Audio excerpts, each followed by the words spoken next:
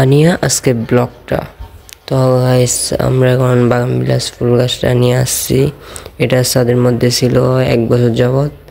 তো এখন আমি বাগানবিলাস ফুল গাছটা রোপণ করার জন্য গর্ত করতেছি। গর্ত করার পর এখানে গুপ্তধন পেয়ে গেছি।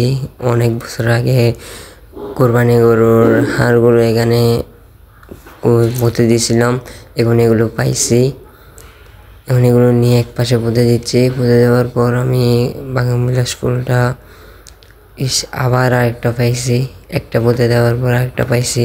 তো এটা এখন পুঁতে দেওয়ার জন্য আমি গর্ত করতেছি। আমার চাচাতো ভাই বলতেছে এটা কেন পুঁতে দিতে হচ্ছে, এগুলো বাড়ির ছেলেরা বিক্রি করতে পারবে, এই সেই বকশবরি বলতেছে।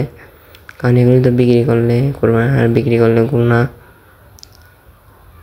সেজন্য এগুলো পুঁতে দিচ্ছি।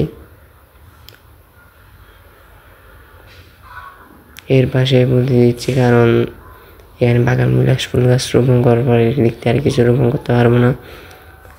তো এখন ভালো মতো গর্ত করে এখন এটা রোপণ করে দিব। রোপণ করার আগে এটা নিয়ে নিছি, এখন প্যাকেটটা ছেড়ে নিছি। এখন হয় কিনা দেখি। একদম বরাবর। আর এখানে রোপণ করার আগে এখানে গোবর সার দিয়ে দিব এর নিচে। তো গোবর সার আরও দিয়ে দিব কারণ তখন কম হয়েছে। তো এখানে গোবর সার সব দিয়ে দিছি। সব দিয়ে দেওয়ার পর এখন ভালো মতো দিয়ে দেওয়ার পর মাটি দিয়ে দিব এখন। তো এখন বাগানবিলাস ফুল গাছ, এটা হচ্ছে পিঙ্ক কালারটা, এখানে আমি মাটি দিয়ে দিচ্ছি। এটা আমার প্রথম রোপণ করতেছি এটা আমি। তো এখন রোপণ করা শেষ। এখন পানি দেওয়ার জন্য চারদিক দিয়ে একটু বান দিয়ে দিচ্ছি। তো এখন বান দেওয়ার পর আমি পানি দিয়ে দিচ্ছি। এখানে 1 বালতি পরিমাণ পানি দিয়ে দিচ্ছি। এখানে আর পানি খাবে কারণ নিচে রোপণ করছি, এটা অনেক গভীর রোপণ করছি এটা।